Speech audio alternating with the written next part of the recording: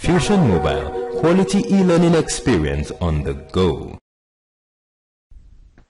Contract of Sale of Goods. The Sale of Goods Act 1983 defines sale of goods as a contract whereby the seller transfers or agrees to transfer the property in goods to the buyer for a money consideration called the price. Terms of contract sale includes the price, the subject matter, the condition, the warranties. The provision of the contract states that the price in a contract may be determined by the contract or left to be fixed in a manner thereby agreed. The subject matter of the contract is the ownership of goods bought. Condition. This is a major term which goes to the root of the contract, a breach of which normally entitles the innocent party to treat the contract as having come to an end.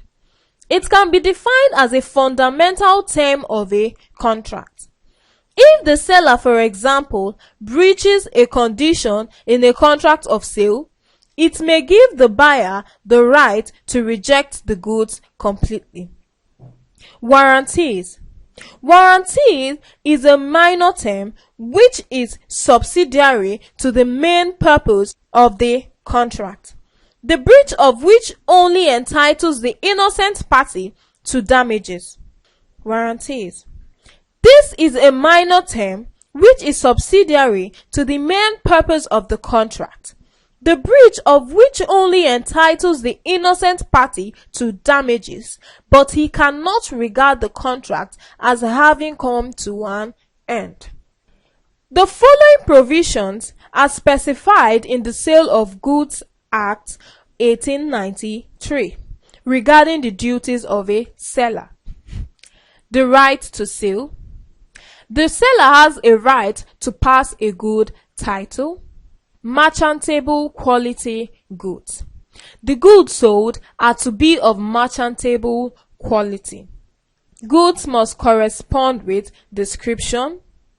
Where goods are sold by sample, the bulk must correspond with sample and the buyer must have opportunity of comparing bulk with sample. The goods supplied are reasonably fit for the purpose for which it was meant. There is also the enjoyment of quiet possession by the buyer. There is also delivery and acceptance. Some conditions that constitute acceptance include when he signifies his approval or acceptance to the buyer, if he retains the goods without giving notice of rejection within a reasonable time, when he does any other act adopting the transaction, and when he did something inconsistent with the title of the seller. Remedies for the buyer.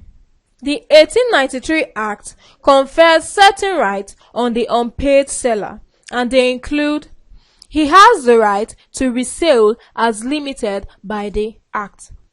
If the buyer becomes insolvent, he has a right to stop the goods in transit after he has parted with possession. He can sue for damages for non-acceptance of the goods. The seller can maintain an action for the price. Remedies for the buyer include: the buyer can sue for specific performance. The buyer can sue for damages for non-delivery of the goods. He may maintain an action for conversion. When there is a breach of warranty in subsidiary terms, the buyer can set up a claim against the seller or the supplier.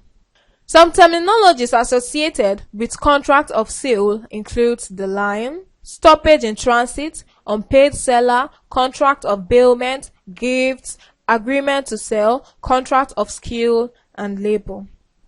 A lion is the right to retain possession of goods but not to sell them until the contract price has been paid.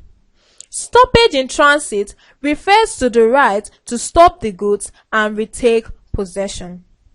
A seller of goods is an unpaid seller when the whole price has not been paid.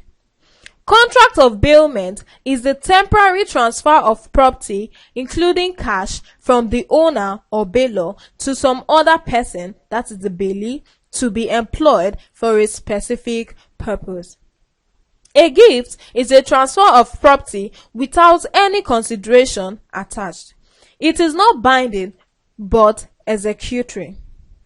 Contract of skill and labor.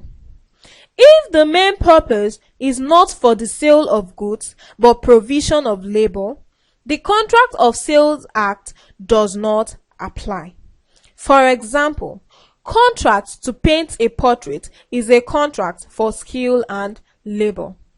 Agreement to sell. This is executory with ownership being transferred at a later date.